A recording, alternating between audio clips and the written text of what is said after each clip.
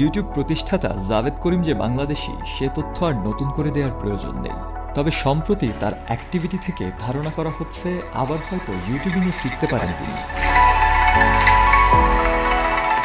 2005 সালের 24 এপ্রিল জাভেদ করিম নিজের নামে একটি ইউটিউব চ্যানেল খুলে প্রথম ভিডিও আপলোড করেছিলেন ইউটিউবে।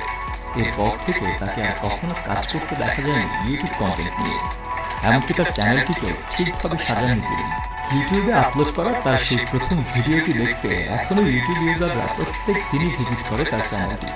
তবে এতদিন নিজের চ্যানেলে কোনো প্রোফাইল পিকচার বা কভার ফটো না থাকলেও মাত্র কিছুদিন আগেই প্রায় 19 বছর পর চ্যানেলে নতুন প্রোফাইল পিকচার যুক্ত করেছেন তিনি। ফলে অনেক ইউটিউব কন্টেন্ট ক্রিয়েটর এবং রিসার্চারদের মতে জাভেদ করিম হয়তো দ্রুতই ফিরবেন তার নিজের আবিষ্কার করা এই প্ল্যাটফর্মে। তবে এবার সিইও বা ফাউন্ডার হিসেবে নয়, তিনি হয়তো ফিরবেন কন্টেন্ট ক্রিয়েটর হিসেবে।